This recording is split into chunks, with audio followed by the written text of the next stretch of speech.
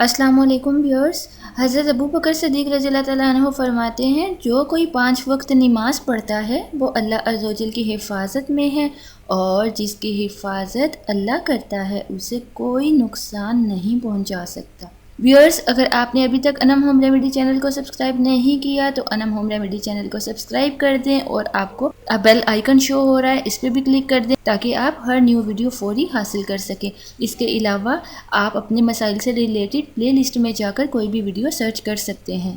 Viewers, आज की video का टॉपिक है हैज़ में रुकावट, हैज़ में कमी, हैज़ का दर्द के साथ आना और हैज़ का माहवारी का 2 से 3 महीने के वक्फे से आना। इन सब प्रॉब्लम्स का हल आपको आज इस वीडियो में मिलेगा। आजकल बहुत सी वुमेन को, गर्ल्स को ये प्रॉब्लम फेस करना पड़ रही है कि उनके हैज़ में रुकावट आ जाती है, या हैज़ आना बंद हो जाते हैं, या हैज़ में कमी आ जाती है। तो ये प्रॉब्लम, इसकी मेन वजह हार्मोनल इम्बैलेंसेस है। इसके अलावा इसकी वजूहात में प्रेगनेंसी आ जाता है, और बच्चों को दूध पिलाने की वजह आ जाती है इसमें, और खून की कमी की वजह से हैज़ में रुकावट आती है, और हार्मोन्स की परेशानी और जहनी दबाव की वजह से भी ये प्रॉब्लम आ जाती है। तो आप इन वजूहात को सबसे पहले तो ख़त्म करने की कोशिश करें। बहुत सी ख़वातीन, गर्ल्स अपने इस इलाज के लिए बहुत मेडिसिन यूज़ करती हैं ताकि वो इस प्रॉब्लम से छुटकारा पा सके। तो आपके साथ एक बहुत आसान और सस्ता नुस्खा शेयर करूंगी जिससे इंशाल्लाह आप इस प्रॉब्लम से निजात पा लेंगे। लेकिन इसके साथ साथ आप अपने न्यूट्रिएंट्स का ख्याल करें, अपनी डाइट का ख्याल करें, और रेगुलर बेसिस पे आप अपने आप को मॉनिटर करें, चेक करें, और प्रोटीन का ज़्यादा इस्तेमाल करें। और कुछ चीज़ें हैं जो आपको इस मेडिसिन को, इस नुस्खे को यूज़ करने के दौरान स्किप करनी होगी। आपने इस दौरान चिकन को यूज़ नहीं करना, और ठंडी चीज़ों से खासकर आपने परहेज़ करना है। याद रखिए, इलाज से बेहतर है परहेज़।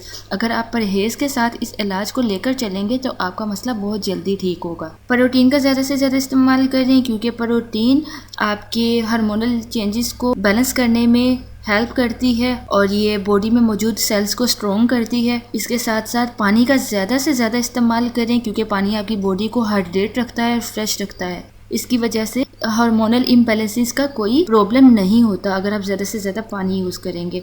फ्रूट्स का, वेजिटेबल्स का बहुत इस्तेमाल करें, खासकर पीरियड्स के दौरान। फ्रूट्स में, वेजिटेबल्स में बहुत मिकदार में विटामिन्स और मिनरल्स पाए जाते हैं जो आपको एनर्जी प्रोवाइड करते हैं और आपके बॉडी सेल्स को स्ट्रॉन्ग बनाते हैं। तो इलाज शुरू करने से पहले इन चीज़ों पे ज़रूर गौर करिएगा। परहेज़ पे आप ज़्यादा तवज्जो दीजिएगा और इलाज पे कम दीजिएगा। मेडिसिन ज़्यादा यूज़ मत किया करें। इसके अलावा अपनी खुराक से ही अपने आप को ठीक करने की कोशिश करें। तो आप नुस्खा नोट कर लीजिए, आपने क्या करना है। ये जो भी अज्जा मैं आपके साथ शेयर कर रही हूँ ये आपको आसानी पंसार स्टोर से मिल जाएंगे। अजवाइन तो ऑलमोस्ट हर घर में मौजूद होती है। आपको चाहिए देसी अजवाइन। आपने देसी अजवाइन लेनी है, ये आपको पंसार स्टोर से मिलेगी। और आपको इसके अलावा चाहिए राई ले लीजिएगा, जिसे इंडियन मस्टर्ड भी कहते हैं, और राई भी आपको पंसार स्टोर से मिल जाएगी। थर्ड इंग्रेडिएंट में आपको चाहिए मेथी दाना, फ्यूंगरिक सीड्स आपको चाहिए होंगे।